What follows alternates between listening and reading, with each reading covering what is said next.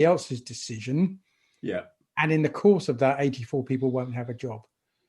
It was a horrible place to be. Right? Yeah. Yeah. As a leader, because you're going, I'm not leading here. Yeah. And that's one of the downsides of I'm not leading here. Corporate life, isn't it? That you don't have that control. And sometimes you have to accept those decisions. Yeah. Okay. And you have to accept that the people would believe it was my decision. I can't tell them I'm doing it because I've been told to, because the right thing as a leader is you're accountable, right? Yeah. We've said that, right? Extreme ownership. Extreme ownership. Extreme ownership, yeah, you have to take it and then you have to execute on it. Yeah. Yeah. So you were a sales leader, right? You were a sales director at Europe, but before that you were, well, let me do the one that before you were that, you were sales director in the UK, right? And I could see that more visibly than I didn't see you actively in Europe. But what I would say was in your UK role, your team would do anything for you. And I would probably say unconditionally. How did you get them to behave that way?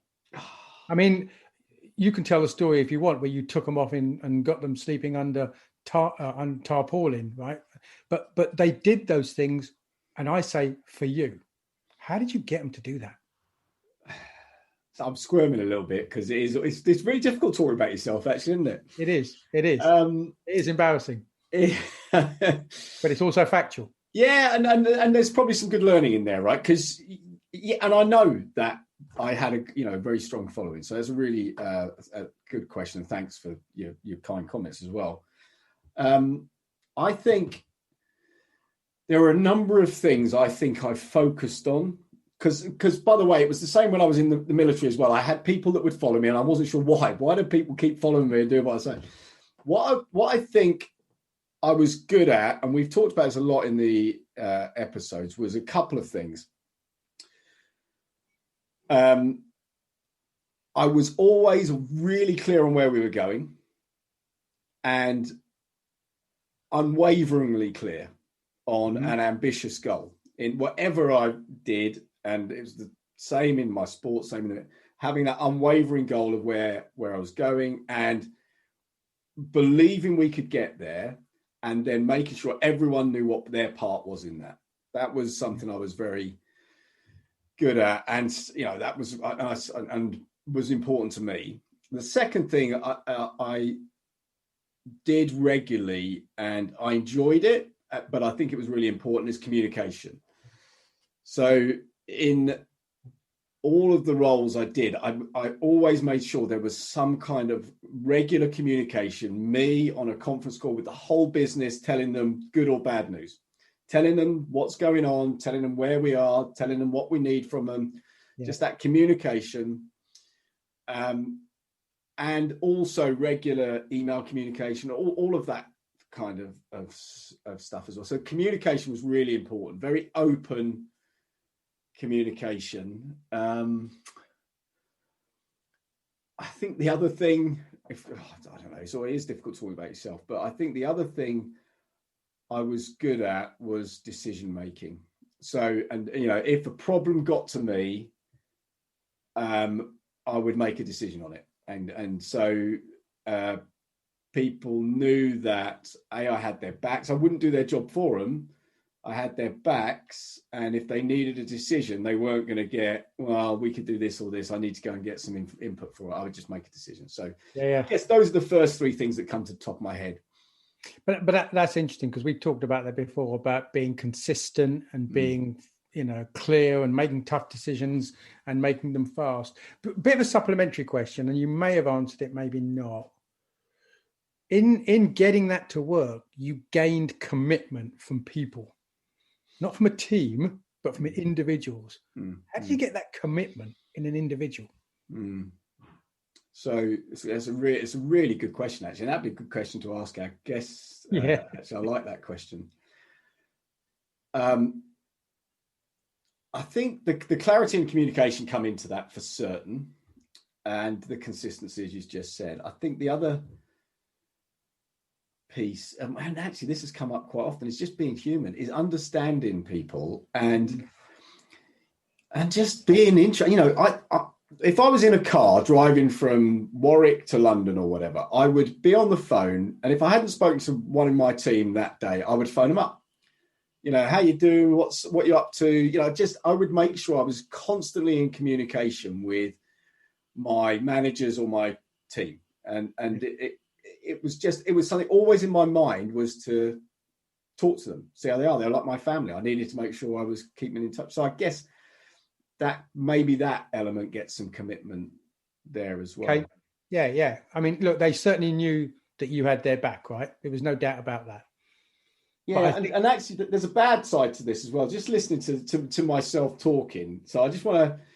So one of the things, if I think about this absolute focus on a goal, the downside of that is that you don't have any flexibility, and you don't have any tolerance with people outside of your team who aren't supporting you on that goal. And actually, as I've matured, I think I'm probably better at that than I was then. Actually, Jenna, here's a thought. So one of the things Jose Mourinho is great at as a leader, and this is one of the things that I'm just thinking about it now, I used to do, is he likes to get the world against them. Yeah. Everyone else hates us, the press hate us, the other teams hate us, but we're all together in this. And to be honest, I used to do that. I definitely used to do we're in this together, guys. Don't worry about them or them. We'll do it despite them. So I'm not saying that's good or bad, but that was certainly something I used to do. But it creates a team bond, right? That isn't a bad thing. It creates a team bond where they all felt some sense of ownership to that. Okay. So it's interesting. My next question to you actually is not dissimilar to that one. So let me go with that. So, people all wanted to follow you. They wanted to be part of your team and didn't want to leave either. So the question is, what do you think made you a leader that people wanted to follow? I used to go and present to the graduates when they first came into the company, right? So I'd go and stand on stage and welcome them and give them all that stuff. And they opened up for Q&A once. And these guys said to me, by the way, really quick story. It's my mum and dad's anniversary. I can't remember what it was. Let's call it their 25th anniversary. And I said I couldn't do the presentation that day because I had to take them to London where they were going out. And the team were desperate for me to do the presentation at this hotel in Heathrow. So they said, why don't you just stop on the way through, do the presentation and carry on? So I said, okay. I said, I can't leave my mum and dad in the car. So I brought my mum and dad in and they sat at the back of the room. I did my presentation and stuff. They opened up for Q&A. And one of the questions was, how do you be tough with people, but be fair with people? What's the right thing to do? And I said, it's really simple. Advice that I was given by my mum, which was just treat people the way you would expect to be treated yourself. And I remember people said to me as I went through my career, sometimes, when we used to end up down at, what was the pub down there? I can't remember the one in London. Yeah, Mulberry Bush. Oh yeah. Right, we'd end up in Mulberry Bush having a bit, and more than once people said to me, do you know what? No matter what job you've done, no matter how many promotions you've had, you're the same guy. And I went, that's interesting. Why wouldn't I be? And I said, well, normally when people go through, they change. And I went, no, because what's made me successful is being the guy I was. And so I think, and honestly, that, again, thanks for your comments, Neil. And it does feel difficult talking about yourself. Yeah, it does. Yeah. But it was a fact. It was just carried on being myself and being fair to people. Right. By the way, another question that came to me was, how do you work, constantly to always be achieving? And I said, because another piece of advice, which I got was from my dad, was just do your best to your potential. You can't do more than that, right? Just do your best. So between that, I think, first of all, people knew that we took on challenges that were tough. And when we achieved them, we celebrated, right? Most of the other business weren't celebrating. We were celebrating when we achieved major milestones. Yes. So people like that. But we were tough with people, but we rewarded people as well. So yeah, people wanted to work for us. By the way, they didn't just want to work for me in my business. They wanted to work for us as a leadership team. How much praise did we get as a leadership team? But again, that comes back to me as the leader, but it also comes back to the team members, right? You've got to create the right aura in your team that people want to be in it and they want to do their best as well. But it's the leadership's job to tackle that if it's not working. So hang on, there's an important point there. You create an aura in the team. Yep. So how do you do that? Honesty and openness for me was absolutely key, right? If we were not making it happen, let's be honest, guys. Let's not pretend we're not making it happen. Then let's work out why. But let's work on the basis that no one's doing anything deliberately. I've said it before. I don't think people get out of bed in the morning with a plan to mess up today. Something's gone wrong. Let's work it out and let's fix it. But let's not bury our head in the sand. If something's not working, let's attack it, right? And that's very much, I think, your mentality as well, right? Yeah. Take action and get it done. So I want to just drill a little bit deeper into this, because treating people the way you want to be treated is definitely clearly was an important part of what you did.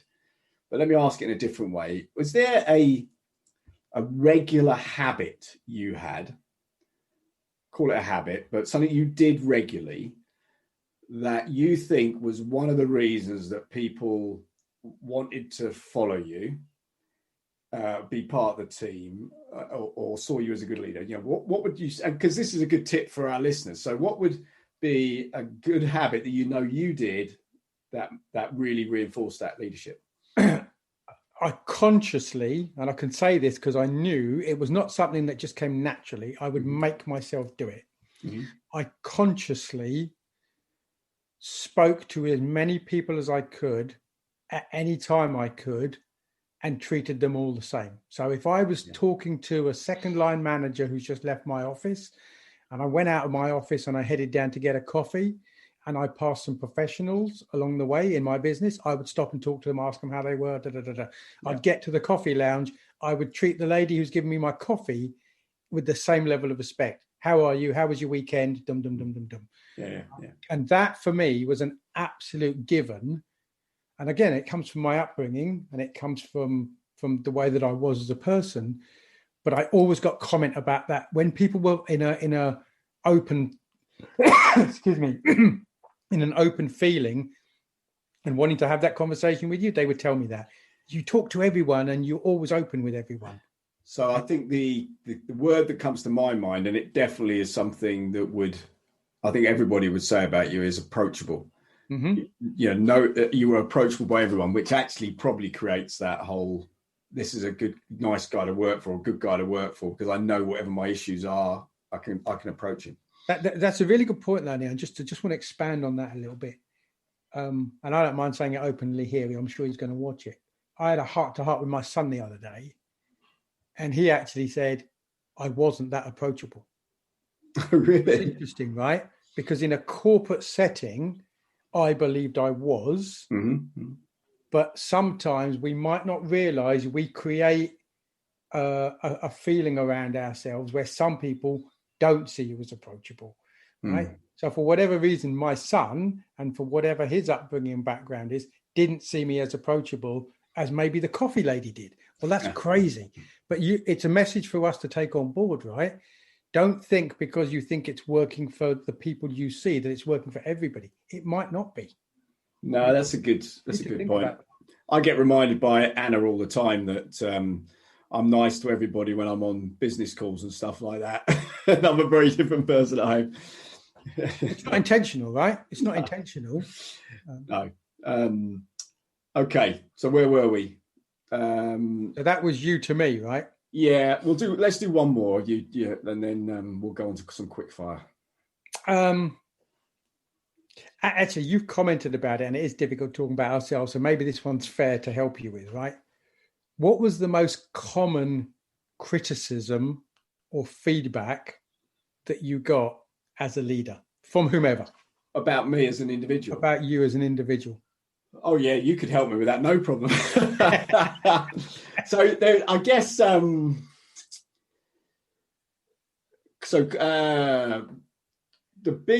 there's two types of criticism. There's criticism from your team to you as a leader, and there's a criticism from your peer group. the criticism from my peer group's easy to, I was a stubborn son of a bitch who